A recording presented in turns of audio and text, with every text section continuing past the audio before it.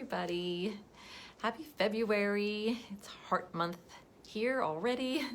In my family, it's even more of a heart month because all three boys, well, the three men now, my two adult sons and my husband have their birthdays in February, so it's a big celebration for us. And I always come back to, in February, talks about how to get your love life off the ground, how to get your intimate relationship even stronger. It's a perfect month to do that. A lot of you come to me talking about your favorite book, which is oftentimes Love Languages by Gary Chapman.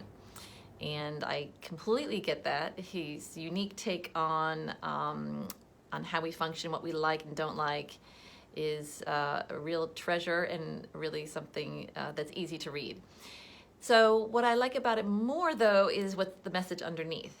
That is so important and is the real universal love language, which is equality.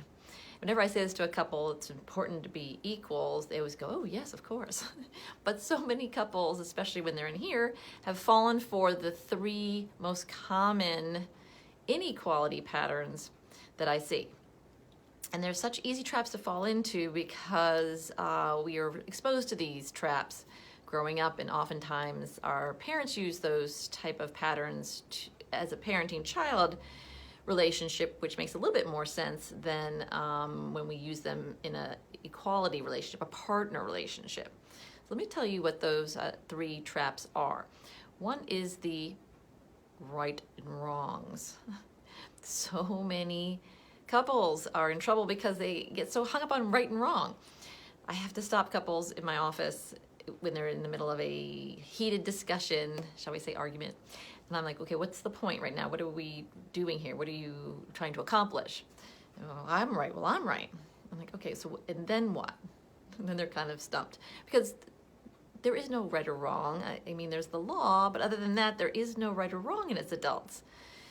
And even if you do get someone to say, okay, I'm right and you're wrong, well, then what? You're just on distant pages. You're not partners. You're not working on something together. You're just here now. Okay, we're on different pages.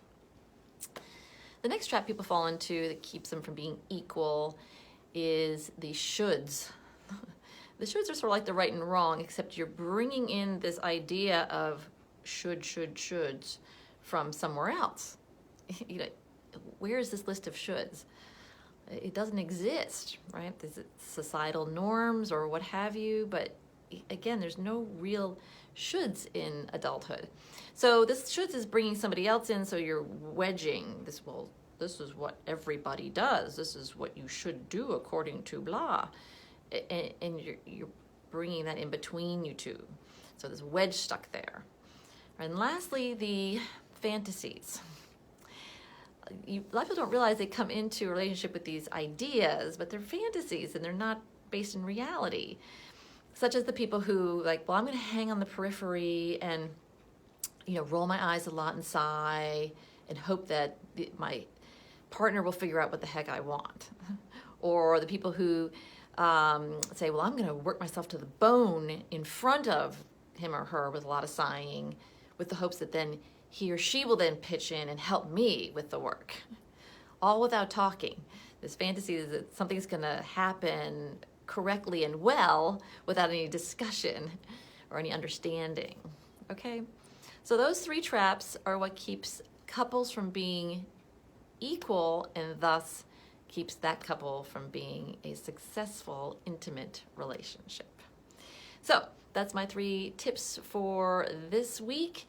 Next week I will further elaborate on all this, but the idea being, if you're not equal, you're not going to be in a successful, happy relationship. So, of course, as always, any problems or concerns or questions, call me, 757-340-8800.